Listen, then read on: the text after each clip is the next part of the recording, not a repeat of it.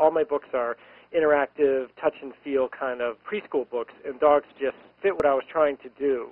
And I wanted to do photography just because the dogs kind of work better as photos, only because they're just cuter in reality than they are when you try and draw them. And there's so many different types of dogs that it would work. And also there's so many different kind of textures and mechanics that work with a dog that it just was kind of a good fit, because there were so many things you could do with a little mechanic that is something that a dog would do. So it's just kind of an easy animal to do a mechanical kind of touchy-feely book with.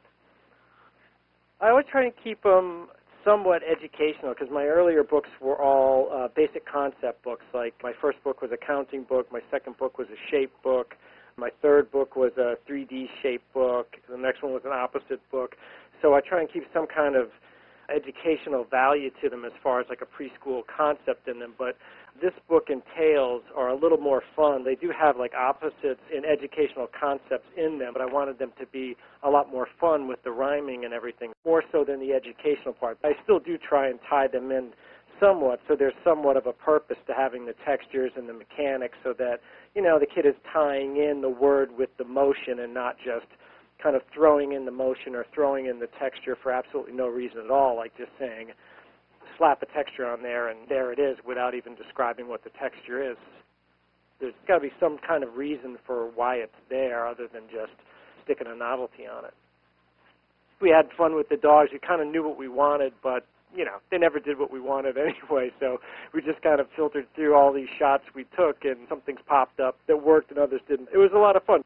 The dogs were just a blast to see all these different kinds of dogs. I mean, I have two little pugs, but they're completely different than every other kind of dog we had. None of them were professional animals, so none of them were ready to get their pictures taken, so they weren't trained in any sense at all. By the time we had done it over, 6 months or even longer, by the time the end of it rolled around, we kind of learned ourselves how to handle the dogs and kind of make noises to get them look a certain way, but we just winged it, and the dogs were pretty much, for the most part, great. They were for non-trained dogs or anything, but it wasn't like we were trying to get them to do anything really specific. We just lucked out. Like if we were trying to get them to scratch, none of them would do it. We just lucked out that the one dog, the owner said, oh, he scratches when you tickle him, so she tickled him and he scratched, and it worked out perfectly. But if we had to do that with any other dog, we would have never gotten a shot. We just lucked out that that particular dog was able to do it. The way I usually come up with any of my books is that I kind of come up with the text first and the idea first, and then once I know what the idea is, then I work backwards to make it work. I don't necessarily sit there and stare at a gear mechanic and say, what can I do with this? It's more that I think of, like, what does a dog do, which is like scratch, wag, shake, those things.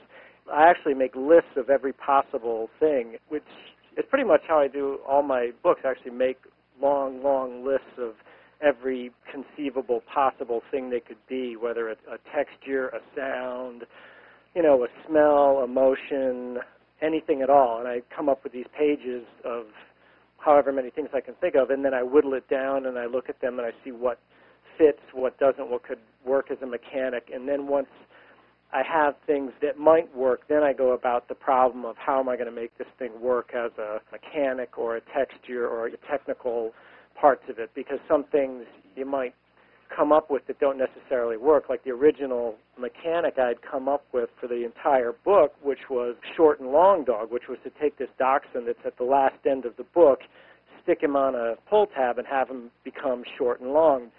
I started out with that, and then I wrote the rest of the book, came up with more stuff, and then I realized that it looked almost grotesque when I actually went to do the mechanic for the dog.